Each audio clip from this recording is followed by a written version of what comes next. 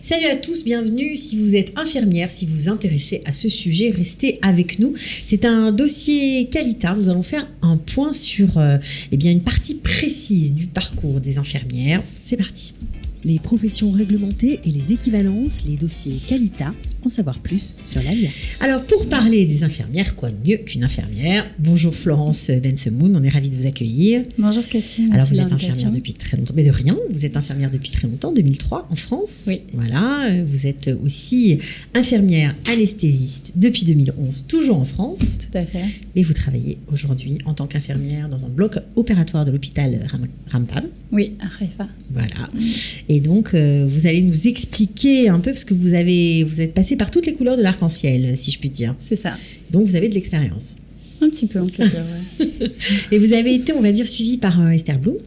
En tout cas, accompagnée. Voilà. Elle est toujours modeste. Florence est très autonome, on peut dire ça. Florence était autonome. Ok, Voilà. Mais c'est important que vous soyez là parce que c'est vrai que c'est un peu compliqué pour ceux qui nous écoutent et qui ont des dossiers parfois à préparer, des équivalences, etc. Donc vous voulez avoir un peu votre caution pour ne pas dire de bêtises, Esther. Voilà. Oui, bien sûr. Alors, on va parler de la procédure en fait, parce qu'on a l'impression qu'une fois qu'on a passé l'examen d'infirmière, Ouais. dont on parle beaucoup. Voilà, en général, on met en fait tous les projecteurs sur l'examen Voilà. et on s'arrête. On a l'impression qu'une fois qu'on a passé l'examen, c'est fini, c'est super, ça roule. Ouais. C'est pas le Ça cas. serait bien. Juste pour un petit point, Esther, il faut toujours repasser l'examen quand on est infirmière diplômée de France. À ce jour, oui. Ok, d'accord. Bon, il y a quelques petits aménagements. On espère, oui, les aménagements, il y en a, on en a parlé. On espère le déroulement avec la Cour suprême. Et On espère on qu'il y aura tiendra plus nos d'examens. auditeurs au courant. Informés. Voilà. D'accord. Alors, une fois qu'on a validé son examen, qu'on l'a eu, qu'est-ce qui se passe? Alors, une fois qu'on a validé son examen, on obtient une note.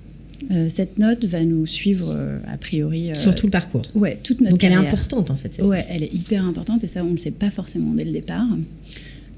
Parce qu'en général, on est déjà content d'avoir passé, Voilà. d'avoir réussi on l'examen. est déjà super content d'avoir réussi. Il faut Et on combien se dit- pour réussir l'examen? 60. D'accord. Voilà. Et en fait, cette note, on l'obtient maintenant assez rapidement. On obtient un Ishur Avoda Zmani, donc ça veut dire une autorisation d'exercer temporaire. Ok. Voilà. Et avec cette autorisation d'exercer temporaire, on peut aller voir les potentiels employeurs et demander Du travail. Du travail. Donc ça, pour l'instant, ça va. Ça, jusque-là, ça va. Là où ça commence à se compliquer, c'est qu'en fait, cette note, sans qu'on le sache vraiment, et pour quelle raison, aucune idée, valide l'accès à certains métiers ou certains services plus développés, plus techniques, tout ça. Ça veut dire qu'en fonction de la note obtenue à l'examen d'infirmière, l'examen Ouais. israélien d'infirmière, ça va définir le poste qu'on va pouvoir obtenir dans un hôpital, par exemple? Ouais, souvent ça veut dire ça en fait. Parce que celle qui décide, c'est l'infirmière responsable de tout. En chef. Voilà, l'infirmière en chef du Koach Adam, donc Du personnel. personnel des infirmiers. Ok. Et elle vous dit, voilà... Elle selon prend le les dossier, elle structures. regarde l'examen, elle dit, Voilà. sans vous le dire bien sûr, personne ne vous le dit vraiment. Ah si, on peut vous le On dire. peut vous le dire. On Ah, me l'a d'accord. dit, hein. Ouais, ouais. Ah, on vous l'a dit, vous. Ouais, mais on m'a dit 61. T'es enfin, nul. Ouais, vous pouvez demander que PNIMIT, donc ça veut dire médecine interne et réhabilitation, quoi. Et je lui ai dit, mais je suis infirmière anesthésiste, ça veut rien dire. Ils ça. prennent pas en compte le fait que tu sois au Lechadash, que tu n'aies pas eu forcément... Pas du tout, ils Ça, prennent ça, pas. C'est on même s'en pas fout. marqué dans quelle langue tu as passé l'examen, en fait. On s'en fout. Donc D'accord. c'est vraiment. C'est un peu compliqué. Bah ouais, moi j'ai des copines qui l'ont passé en hébreu, en pensant que ça allait être plus facile pour elles en hébreu et qu'elle allait le passer plus facilement, pour une partie des raisons qu'on a évoquées avant, comme par exemple, tous les 6 mois, il n'y avait pas forcément français, et elles ont eu une note très inférieure à ce qu'elles auraient eu en français, par exemple. Donc, il faut réfléchir. Est-ce que le fait que une infirmière, voilà, qui soit passée par ce chemin, par tout ce parcours, qui vienne aujourd'hui chez Qualita, qui vienne vous rendre compte de tout ce qu'elle a passé, quoi, en fait, est-ce que c'est important pour vous? Est-ce que ça vous aide? Alors, ça nous aide énormément et c'est extrêmement important. pour nous et pour l'ensemble en fait de la communauté des infirmières, des infirmiers Pourquoi Olim Khadashim. D'abord, Florence, c'est un peu notre baromètre, quoi. C'est vraiment celle qui tient le porte-drapeau et qui met vraiment le charbon dans la locomotive et qui nous apprend en fait les dédales de l'infirmière en Israël. Donc c'est à la suite de ça qu'elle a écrit son blog et qu'elle continue avec Céline à aider les nouvelles infirmières. Donc c'est extrêmement important parce qu'à partir du moment où on peut récupérer ces informations, on peut en faire écho, on peut en parler, on peut se pencher dessus, on peut essayer d'y réfléchir et de faire pression peut-être sur le gouvernement pour changer les choses. Ben oui, c'est ce qu'on essaye. C'est top. Alors, il faut continuer. Ouais. Donc, une fois qu'on a, on va dire, obtenu un poste, voilà. On va dire que le poste convient. Voilà. Ok. Qu'est-ce qui se passe? Alors, en fait, donc on a une autorisation d'exercer temporaire qui est valable 1 an. Au bout d'1 an, dans la même structure. Hein. Ça veut dire on reste 1 an dans la même structure et au bout d'1 an, on a une évaluation qui est faite par votre cadre et qui... Responsable, votre chef, d'accord. Et qui donc du coup est transféré directement au ministère de la Santé pour qu'on récupère, oui ou non, un permis d'exercer permanent. Permis d'exercer permanent, tout en sachant que par là, on valide vos compétences cliniques. Parce que jusque-là, on a validé vos compétences théoriques, mais on vous dit clairement, on ne sait pas comment vous travaillez. D'accord. Donc malgré le nombre d'expériences, ils s'en fichent. Ils prennent pas en compte, c'est ça, c'est incroyable. Les années d'expérience ne sont pas du tout prises en compte. Vous êtes considérée comme une étudiante qui sort de la fac, quoi. Qui sort de l'école d'infirmière. Et en plus, quand on sort avec une autorisation d'exercer temporaire, on ne reprend pas notre ancienneté du tout. Et toutes les accès aux primes, toutes les accès à tout ça, c'est après. Tout ça, c'est après. D'accord. On est vraiment... Donc, la première année, vous recommencez à 0. Voilà. Il y a aussi un certain nombre d'examens que la structure a envie de Alors, attendez, une fois que vous êtes validé par le ministère de la Santé, qu'on vous donne votre permis d'exercer permanent. Qu'est-ce qui se passe? Eh bien, là... Vous pouvez rester dans votre structure, continuer de travailler. Là, on peut rester dans notre structure, continuer de travailler, tout en sachant que si on a choisi un service qui a besoin d'une spécialisation, on va être dans l'obligation dans les 2 ans, donc c'est-à-dire on vient de passer 1 an, il ne nous reste plus qu'1 an, de passer des cours qu'on appelle ALPSICI. Ces cours... Oui. Alors, est-ce que, Esther, je me tourne vers vous, est-ce que ces cours ALPSICI, c'est vraiment des cours de spécialisation comme on peut les faire en France ou c'est encore autre chose? Je ne suis pas la professionnelle dans le sujet, mais d'après ce que justement nous disent les Olim Khadashim, en France, quand on fait une spécialisation, on peut en fait soit faire des cours au fur et à mesure de spécialisation, des cours de formation, ou on peut, comme Florence l'a fait, suivre 2 années d'études intensives à l'université ou dans une école d'infirmiers. Donc, il y a en effet des cursus qui sont différents. C'est un poids qui est tout à fait différent. Alors ici, ces cours ALPSICI, c'est combien de temps? C'est quoi exactement? Ces cours ALPSICI, ici, c'est 8 mois, 2 fois par semaine. Donc c'est plus léger. Voilà, il faut savoir que pour ma spécialisation d'infirmière anesthésiste, je suis retournée à l'école 2 ans, autofinancée, et non-stop. C'est pas 8 mois, 2 fois par semaine. Et après ça, on nous dit encore qu'on n'est pas compétente. Donc c'est quand même un peu... Elle est mauvaise, quand même. Ouais. Alors justement, pour rentrer la difficulté, justement, c'est en fait qu'en Israël, pour pouvoir se présenter à l'examen national des infirmiers, on n'a pas besoin de présenter un niveau universitaire. Ce qui est différent pour les autres professions médicales, paramédicales ou médicales. Concernant les infirmières, c'est pas nécessaire. Donc le diplôme d'État, ce qu'on appelle le diplôme d'État des infirmières, d'accord, est reconnu et permet en fait aux Olim Khadashim de France de se présenter et de passer cet examen. Une fois qu'on a passé cet examen, Florence vient et nous dit mais bon, très bien, moi j'étais infirmière anesthésiste, c'est ce que je veux faire aussi en Israël. Donc laissez-moi la possibilité de le faire. D'ailleurs, Florence est tout à fait d'accord de repasser ce cours qui est bien plus succinct que ces 2 années d'études. Mais là, vient le ministère, qui lui dit pour accéder à ces cours, en fait, il faut que tu nous montres une preuve comme quoi tu as une licence, au moins, une licence universitaire ou un master. En France, la licence universitaire pour les infirmières, c'est nouveau. Et celles qui sont plus anciennes... Vous connaissez tout déjà, Cathy, on ne peut plus rien vous cacher. Non, mais... Voilà, la réforme est en fait de 2009. Et la réforme de 2009 vient en fait donner dans le paysage européen au diplôme d'État des infirmiers un poids de niveau universitaire. Donc une licence, ce qu'on appelle un grade de licence. Et ensuite, les études que Florence a fait, les 2 années, aujourd'hui, donnent un grade de master. D'accord ? C'est-à-dire qu'elle a 5 années, elle devrait avoir une équivalence universitaire. En France, on nous dit, en fait, c'est vrai, aujourd'hui, on délivre un grade de master pour les personnes qui ont terminé leurs études, mais pour les anciens, on n'a pas... C'est le flou artistique. C'est le flou parce que ça va poser d'autres problèmes à la France. Hein. Ouais, donc c'est le flou, donc du coup, j'imagine que pour entrer... Donc Florence, aujourd'hui, ne peut pas avoir en fait une reconnaissance universitaire du ministère de l'Éducation, puisque c'est eux qui le donnent, d'accord. Pour les candidats qui ont étudié après, donc on fait la procédure après pour justement prouver ces 5 années d'études équivalentes à un master. Et donc là, il n'y a pas de problème. Seulement, pour les plus anciens, ceux qui ont étudié avant 2009, on n'a pas donc ce grade universitaire. Alors, commence la complication, parce que pour suivre cet examen ALPSICI qui est obligatoire lorsque vous rentrez à l'hôpital, parce qu'il ne vous laisse pas le choix, au bout de 2 ans, vous devez faire cette espèce d'examen, voilà, on va dire ça comme une espèce de spécialisation. Ouais, c'est ça.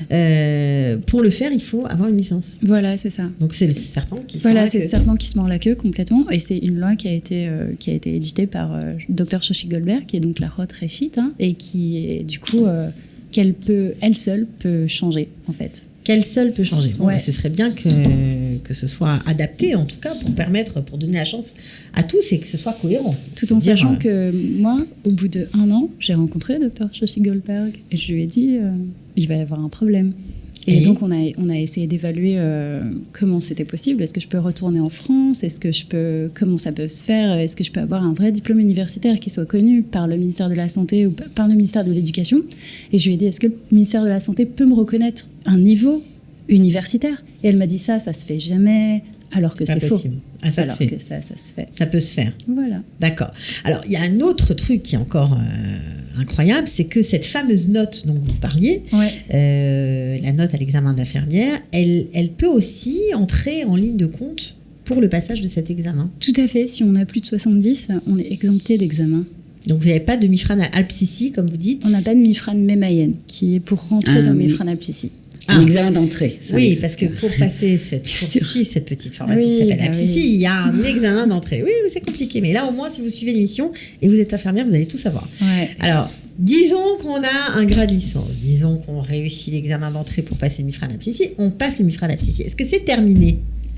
Non, c'est jamais terminé en fait. Je suis désolée, mais non. Alors, qu'est-ce qui se passe ? Alors, en fait, les infirmières en Israël, elles sont très dans l'amélioration de leurs compétences. Et donc, après ce genre d'examen, donc ALPSICI, on peut faire un ALPSICI Adracha. Donc, ça veut dire pour être pas moniteur, mais comment responsable de groupe. Voilà, responsable de groupe d'étudiants. En fait, c'est justement. Et donc, systématiquement, en fait, le prestige d'une équipe, c'est en fonction de combien il y a de personnes qui ont ALPSICI, de quoi que ce soit. ALPSICI, psychologie, ALPSICI. Ils vont cumuler, ils vont en fait cumuler des spécialisations comme des. Ouais. C'est tout. En fait, c'est un programme d'augmentation et d'amélioration des compétences des infirmières. Et c'est vraiment quelque chose. C'est une lignée du ministère de la Santé. Et je pense que leur but est de faire ça pour tout le monde. Si je vous liste le nombre de Marlakot, donc de services qui ont besoin de ALPSICI, il y en a plein. C'est tout l'hôpital. C'est tout l'hôpital. Ça veut dire que, en gros, à part médecine, et à part médecine, pour tous les services dans un hôpital, vous avez besoin d'ALPSICI. Donc, si, comme moi, vous êtes diplômé avant 2009 et que vous n'avez pas d'autres licences, quelle qu'elle soit, il faut savoir quand même qu'une licence d'art plastique, c'est bon. C'est ça. Donc, vous avez fait une licence de musique. Voilà, là, je suis en train de faire une licence de musique. Pour pouvoir.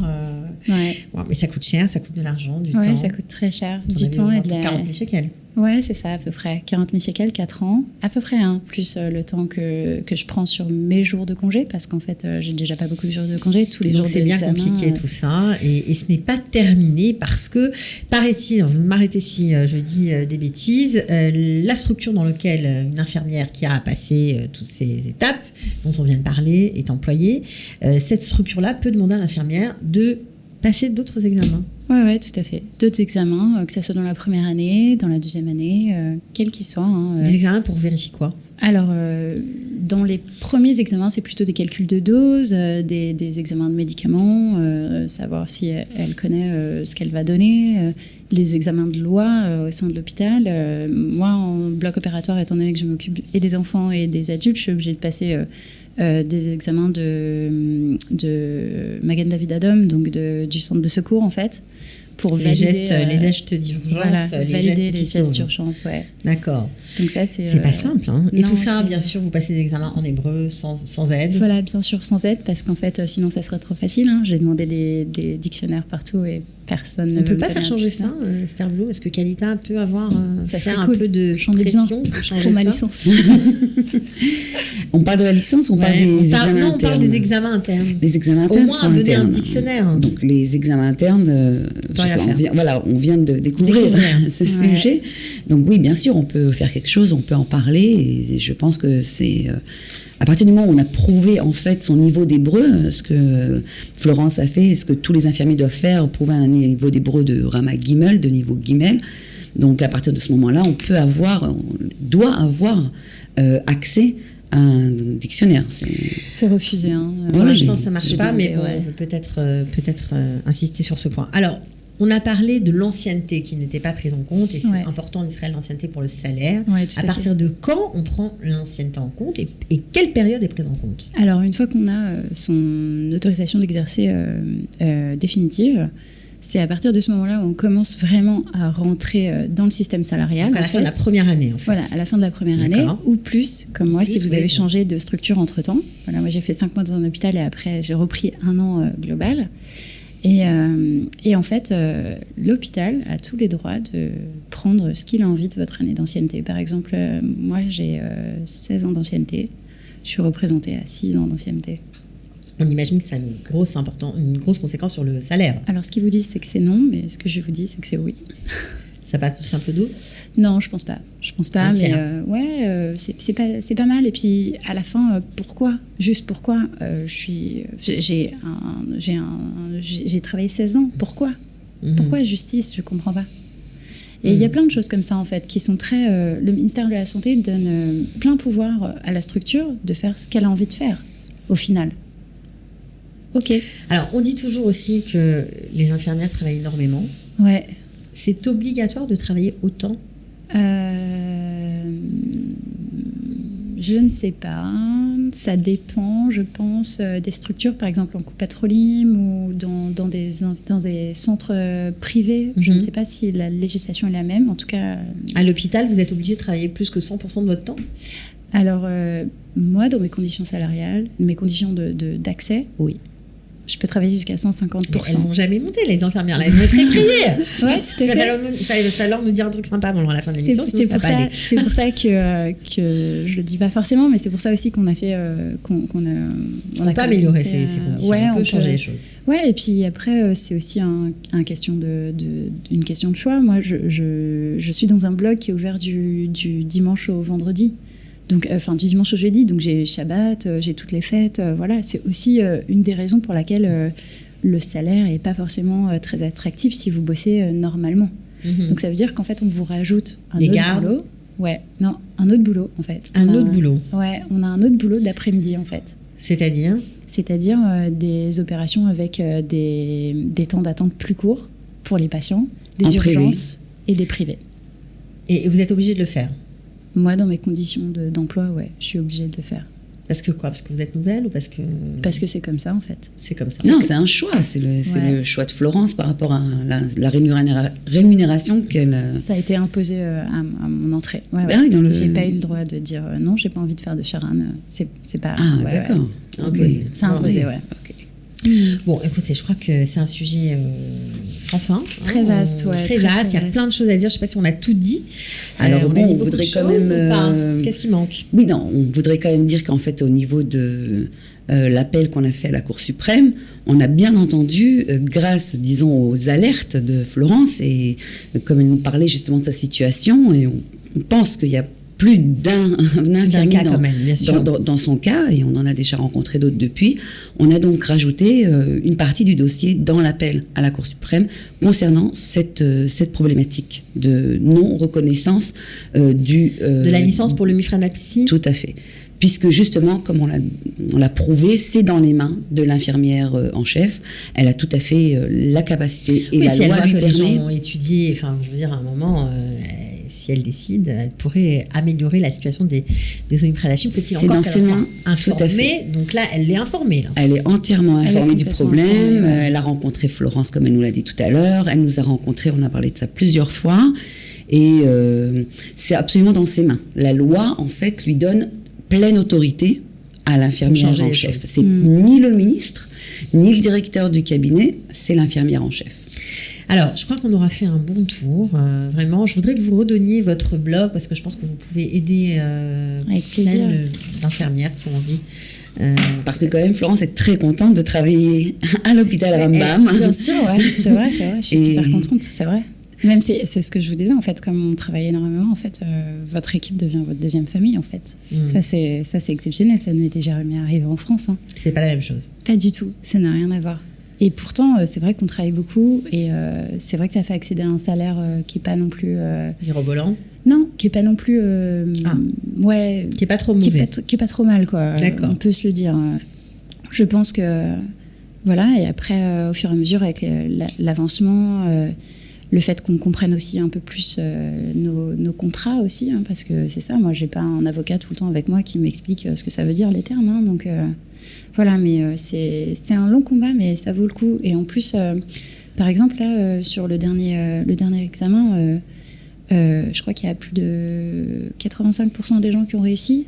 Dans les 85%, je pense que les 3/4, ils ont été diplômés d'avant 2009. Je suis pas sûre qu'il y en ait qui aient des licences, donc on est beaucoup maintenant. Je ne suis plus toute seule. Ouais. Voilà. Alors on redonne le blog et on vous souhaite en tout cas bonne chance. Continuez vraiment d'aider beaucoup. Voilà, toutes celles qui se tournent vers vous. Avec plaisir. Avec bien sûr Esther qui est toujours présente pour vous donner un coup de main sur Moi, ce dossier. J'ai un petit mot en fait. Un petit mot. Ouais, un petit mot. Oui, j'aimerais vraiment que les infirmières françaises fassent valoir notre qualité de soins, parce que ça vient de nous. Ça, c'est quelque chose qui est inhérent à notre profession et qui n'est pas fréquent ici en Israël. Et c'est là-dessus qu'on peut changer les choses en fait. Vraiment, la qualité de soins, la qualité de notre professionnalisme. J'imagine que vous êtes hyper apprécié dans votre service. Ouais. C'est pas très faut humble, quand mais c'est vrai. Il faut quand même le dire. Il faut quand même rappeler qu'au niveau de leur formation, de la formation des infirmiers, ils ont plus du double d'heures de formation de stage pratique. Ouais, donc très opérationnels. Ils sont la France, pour les Français, tout ce qui est stage pratique est vraiment décuplé par rapport à toutes les études en Israël. Donc à ce niveau-là, ils ont vraiment des compétences. Alors le blog, et on termine l'émission en vous remerciant toutes les deux. Voilà, merci en vous beaucoup, souhaitant merci bonne à chance, vous. que des bonnes choses. Merci Voilà. à vous aussi. Donc mon blog c'est Équivalence IDE France Israël, et on vous enverra, du coup il y aura... Voilà, ou la page Facebook. Voilà, la page Facebook c'est Équivalence France Israël IDE. Voilà, extra. Merci beaucoup. Avec plaisir, merci Ciao. à vous. Merci. Bye. Merci. Les professions réglementées et les équivalences, les dossiers Qualita, en savoir plus sur l'ALIA.